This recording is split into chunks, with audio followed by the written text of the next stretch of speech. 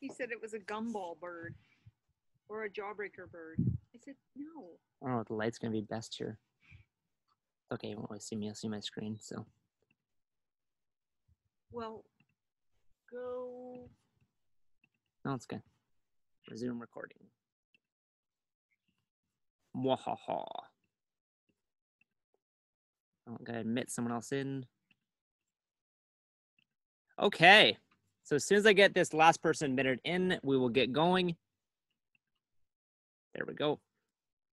So if you guys have any questions at any time, you can use the chat box. If you tap on your screen, depending on what device you're using, you'll be able to find a chat box. So send me a message if you can't hear me or if the internet goes out for whatever reason, if forest fires, you know, stuff's going to happen. So breaking through to personal power. This is going to be an 8-event series. So we're going to cover all types of things from our habits, which is today. We're going to look at our thoughts, our feelings, our emotions, our vulnerability, what is courage, how to build confidence. And that all plays along with how we want to up-level our lives. So breaking through to personal power for today, like I said, is all about our habits. Our habits are life. How many of you brush your teeth with your right hand? So just raise your hand if you do that. I'll rephrase that for you. How many of you brush your teeth with your dominant hand? There we go. Okay, so for me, my dominant hand is right. For you, your dominant hand might be left.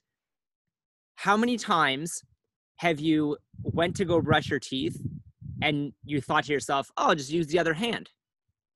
Probably, maybe once, maybe not, probably not. Your brain, the way it's designed, is all about simplicity and efficiency. When you learn how to drive a car, when you're first learning, it's stressful, right? You're like, okay, gas, brake, check mirror, check this, do that. And most of you are old enough to know now that you've been driving for more than 5 years, it's very simple for you. You get in your car, you go to drive, you switch lanes, you click the clicker down, click the clicker, blinker, thank you. I have my mother over here helping me, so it's cool. And then you just do it. You automatically switch lanes, you look over your shoulder, you don't have to think about it anymore. But therein too also lies a problem. Because our brains are designed for simplicity and efficiency, sometimes we get stuck in patterns.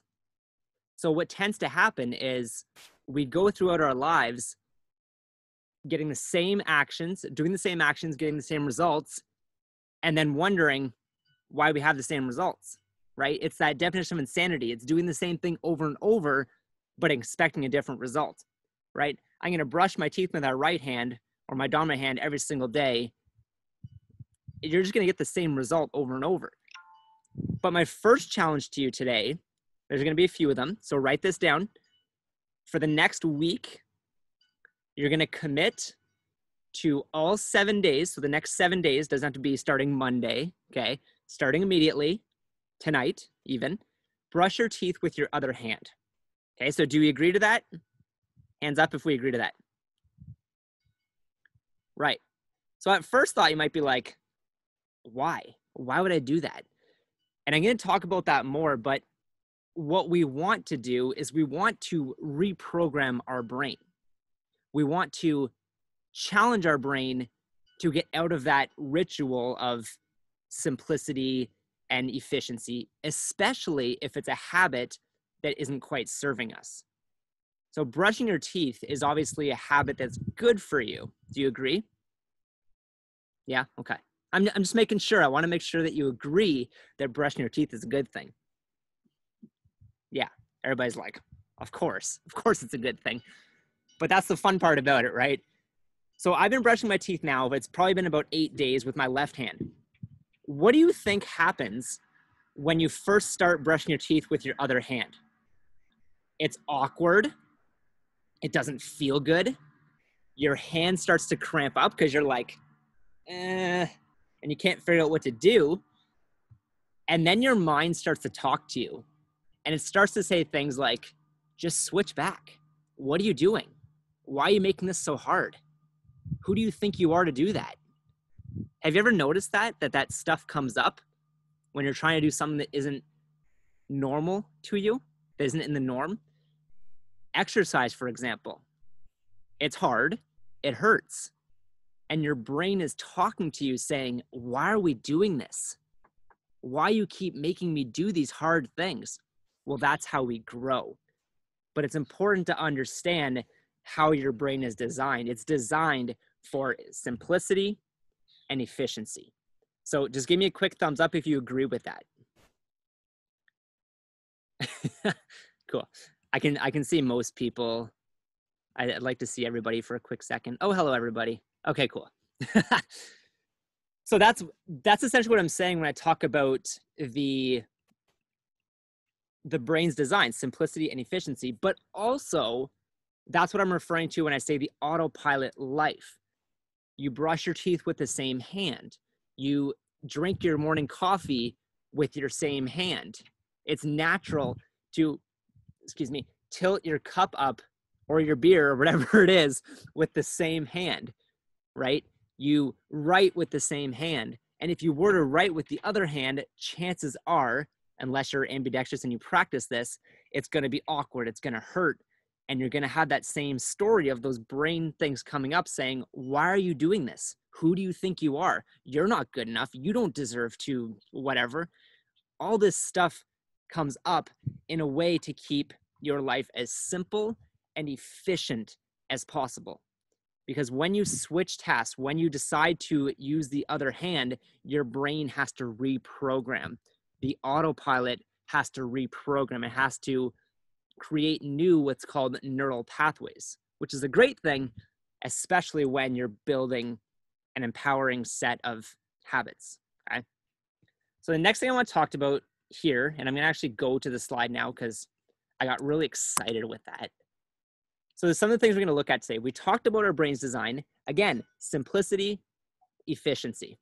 Boom. Simple as that. The truth is your brain has one job, okay? One job. Do anybody want to guess what that job is? And I can't hear you, but I can guess that you're saying something. And I have my little person over there saying to keep you safe. Absolutely. That's the only job. Because in your mind, you believe at the core of it that you are being chased by a lion, a tiger, or a bear. And that if you separate yourself from other people, you will be rejected and you will have to live by yourself in a van by the ditch with crappy water that you can't even boil. Okay? That's easy to go to. That's normal. Your brain is always trying to protect you. So something as simple as switching hands with your toothbrush is telling your brain, it's okay. I'm okay. I can do this. Even though it's weird, you are reminding yourself that it is not in present danger. Okay, that's a big takeaway from this thing. Big takeaway.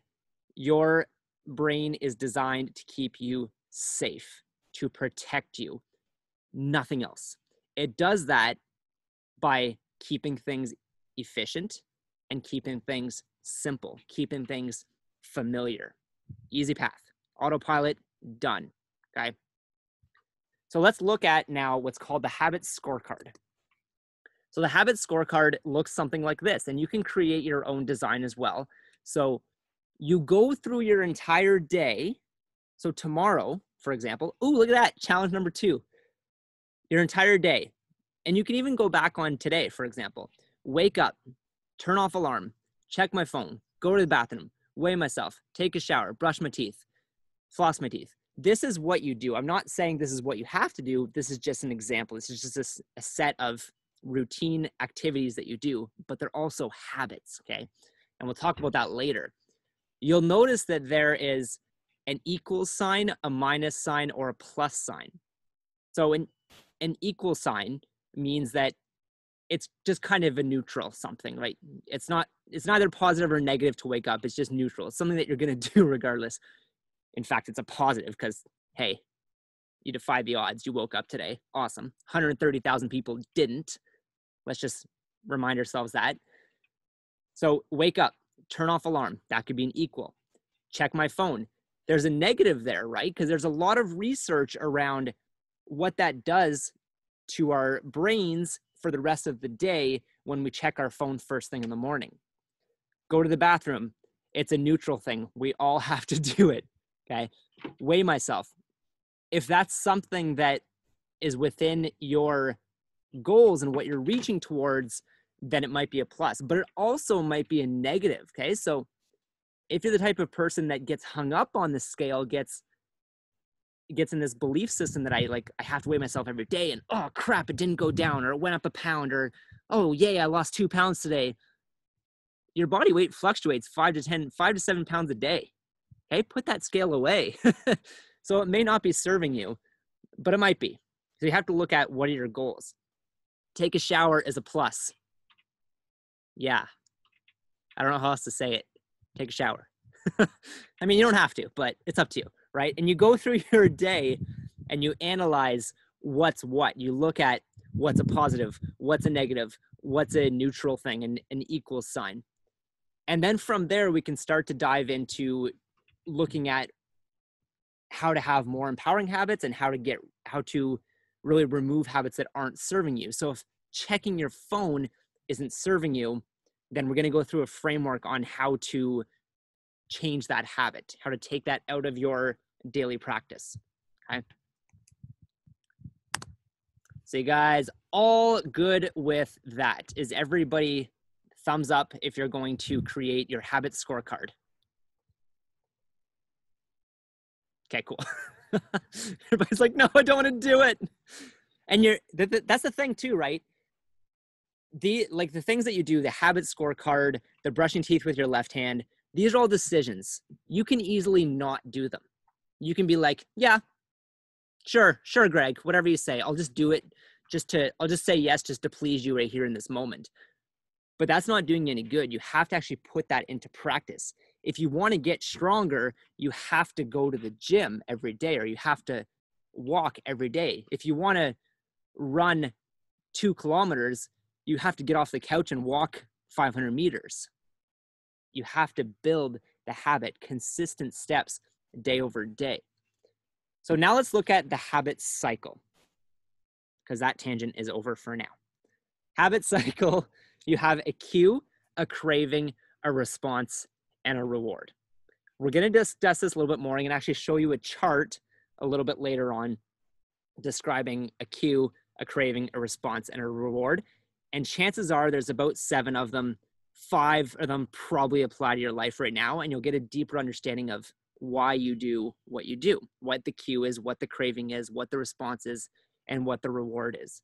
But this cycle for every single habit exists, okay? So brushing your teeth, the cue is you woke up in the morning, right? And then it just keeps going from there, and I'll explain that as we go. Oh no. Okay, there we go. So how to create a good habit. So again, cue, craving, response, reward. The easiest way to do this, how to create a good habit, and if you want, take a screenshot of this, but I'm going to send you these notes as well. But the first law is the cue. Make it something obvious. And again, we'll talk about this in the next slide. The craving, make it attractive, something that lights you up inside and you want to do it and you see the benefits from it, right? What's the benefits of walking every day? Well, I feel great. I'm out in nature. My lungs feel cleaner. I feel like I feel more energized when I go to play with my kids. They're that kind of thing, right? Make it easy in terms of a response and make it satisfying for a reward. So now let's look at this, okay? And as I read them, just raise your hand if it applies to you. So I'm going to read the first one first. So your phone buzzes with a new text message. That's the cue. The craving, you want to learn the content of the message, right? Response is you grab your phone and read the text. Your reward is you satisfy your craving to read the message. Grabbing your phone becomes associated with your phone buzzing. You see how that happens, how that cycle works? When it comes to the reward, there's always an association. When I grab my phone, the association is because it was buzzing, it went ding, or the light came on and that little blue light or green light, that's all done on purpose, okay? That buzzing and that color signal is there to get you into this cycle, to make you go cue, kit, craving, response, reward, pick me up, pick me up. That's what the coloring does. Another one would be you're answering your emails. You begin to feel stressed and overwhelmed by work. You want to feel in control. Your craving is control. So what do? You bite your nails.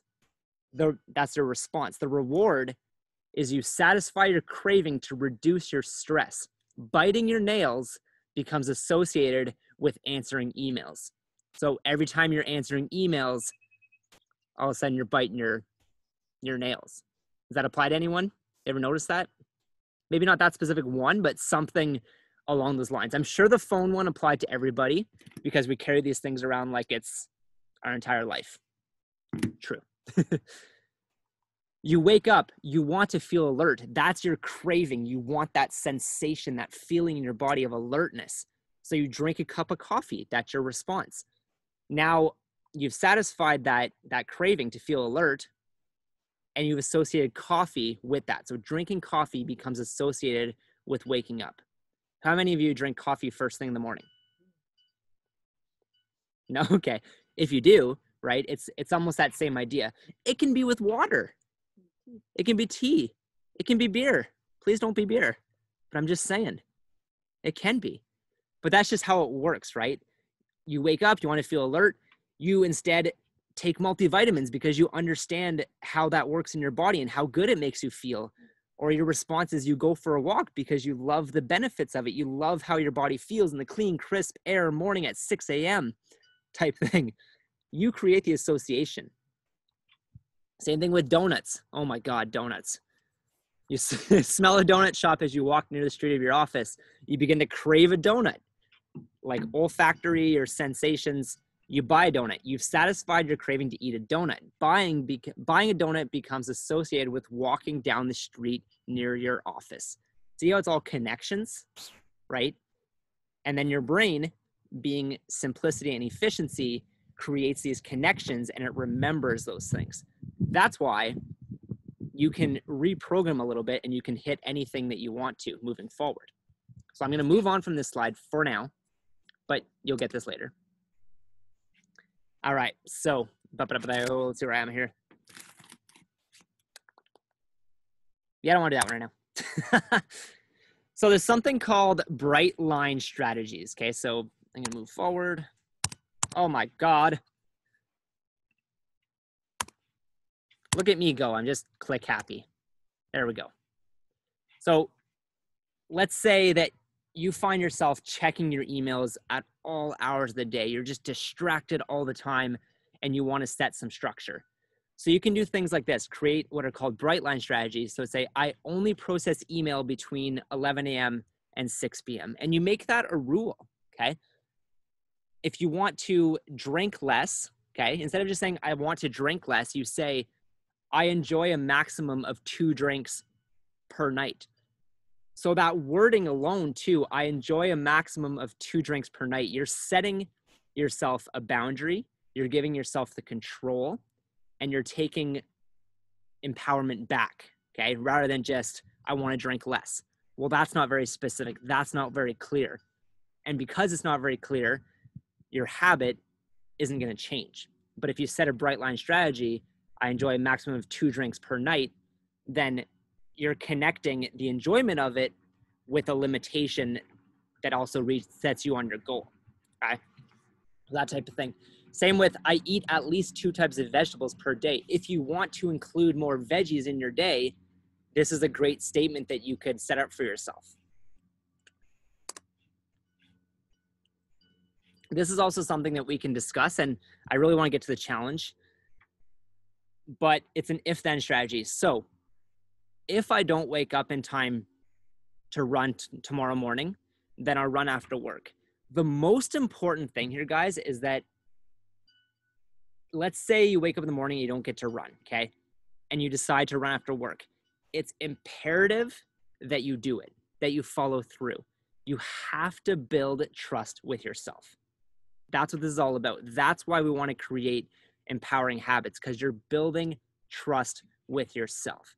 If I can't make it to yoga during my lunch break, then I'll take a stretching break this afternoon. Schedule it. Make sure it happens. Okay?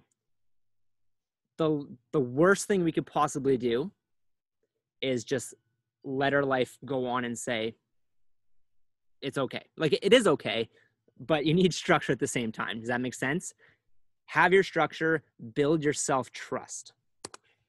So the last thing I want to talk about today is what's called the Smoker's Challenge. So how many of you have ever smoked before? Just raise your hand if you've smoked before. Okay. So even if you have, or if you haven't, either way, there's some type of habit in your life that has been costing you money, right? Maybe it's smoking. Maybe it's drinking more than you wanted to. Maybe it's shopping. Maybe it's what? Yeah, maybe it's lottery tickets, whatever it is, okay? What we want to do here is you want to go through a different series of things. So a questioning framework, you want to establish your current expenses. So look at how much you're spending on a weekly, monthly, yearly basis. And then you want to create intrinsic and extrinsic rewards for each. So intrinsic meaning internal, when you feel good, right? When you go for a walk, you feel good. That's internal. Versus an extrinsic reward would be after a week of no longer smoking, I'm going to enjoy a manicure or a pedicure or a massage. I mean, I get that it's COVID-19 right now and most of that stuff we can't do, but it's something like that. You want to create a reward structure for yourself to keep you motivated. Our brain loves challenges. If you put something out there, it'll do everything it can to get there, right? Eventually, your brain will remind you to brush your teeth with the other hand. That's just how it works.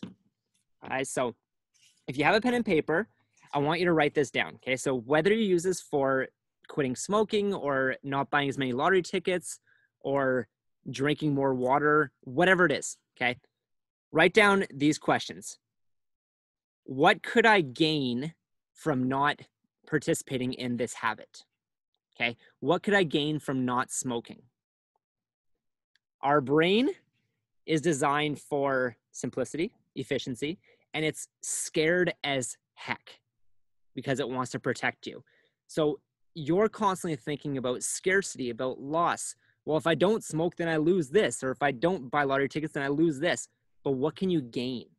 Okay, that's a question you have to ask yourself. And that's something that you have to explore within yourself. What do I gain as a result of not being a smoker, as a result of not drinking alcohol, as a result of not drinking Pepsi? Okay, Lynn? Or Coke. I picked you because I saw you. So you have to ask that question. And then another question you want to ask is, what is this current habit giving me? Okay, so let's say, and I was a sugar person too. What is this excessive sugar consumption giving me? Well, it gives me a temporary high. I feel good in the moment. It's giving me certainty that I'm going to feel better temporarily, right? And that's a lot of it. It's that it gives me certainty that when I consume sugar, I don't have to think about my emotions, right? And that's a big one for a lot of people. Smoking, drinking, all these so-called buffers are ways to not feel, to avoid emotion. That's a big one. And that's going to be one of the topics that we're going to discuss in this eight event series. But I just want to set the framework right now for that. So then your next question, third question, is when did I start and why? That's a big one. Okay. When did I start drinking Pepsi? Why? When did I start smoking? Why? What emotion was I avoiding? What did I not want to feel? What conversations did I not want to have? So the other questions kind of play into that. What am I gaining from quitting doing this? What is this habit giving me? What is smoking giving me? Like, what am I able to avoid as a result of it? and when did I start and why? Okay, so if you started drinking Pepsi when you were 20 and you drank 10 Pepsis a day for 10 years, you're 30, it's very familiar. It's very habitual, right? You've connected, you've associated getting up with drinking a Pepsi. You've associated eating with having a Pepsi. You've associated working out with having a Pepsi, whatever it is, right? There's all these different associations. Maybe the last one's not so good, but you get the idea. And if you could take these 3 questions and really actually take the time to dive into them, you'd start to learn why you do what you do. What's at the core of it all? What emotion do you not want to feel? What childhood event do you not want to process? It all comes back to that. It's all habitual because your brain, again, is trying to protect you. So to move forward, we have to go within ourselves. We have to look at our habits, why we do them, when did we start them, what's it giving me, and then look at, well, what can I benefit from not doing this anymore? How could I possibly gain? And that's where the reward system comes into play really powerfully. Because now you say you're spending $15 on a pack of cigarettes. Let's say $10, just to make it easy, okay? In a week, $10 a day, you spent $70 in a week. In a month, you spent $280. Multiply it out by a year. Well, take that money that you're saving from not smoking or not buying Nevada tickets or not buying Pepsi, whatever it is, okay? Whatever habit that isn't serving you, and put that into something beneficial for you, okay? So buying a kayak, buying something that you would enjoy doing, some type of thing that's going to light you up inside and make you feel good. And what you do is you create a 1-week plan, a 1-month plan, a 3-month plan, a 1-year plan, a 5-year plan. Maybe in that 5-year plan, as a result of not smoking or drinking or buying lottery tickets or excessive shopping, you've saved up $5,000. How exciting is it to you to buy something that you truly love and always wanted to do as a result of having this extra $5,000? Is that exciting for you guys? Seemed like it would be, right? Like, say, I've always wanted to buy a Sea-Doo, for example, right? I know or a guitar, it's $2,800. Okay. If I empower myself and get different habits going and remove the habits that I know aren't serving me, right? Because I've done that internal work, I've looked inside myself. Now, in 2 years' time, instead of spending money on that thing that isn't serving my growth, I'm going to spend it on something that I'm going to love doing, because now that Sea-Doo means that I get to be out in nature and take my nieces out on the Sea-Doo and they laugh and they smile. That is way more enjoyable than the money that is being peed down the toilet from a habit that isn't even serving me in the first place. But it's important to know and to recognize what habits you have. And that's why we do the habit scorecard. That's why we understand the cycle. That's why we play into those if-then strategies. And that's why we ask the questions that we have to ask. And that's why we create reward systems for ourselves. That's it. That's it. So I'm going to close this thing up. And, oh my God, stop share. And I'm going to look at your pretty faces again. Hello, pretty faces. Do you guys have any questions or anything? Questions, comments, concerns? No? Send me a message if you have any questions, comments, concerns. I'm going to go through this again. And I know there was a lot to it. But again, if you have 1 or 2 takeaways, send me a message. Tell me what they are. If it could be like that your brain is trying to protect you at all times. Okay? Your life is habits. And do the best you can to piece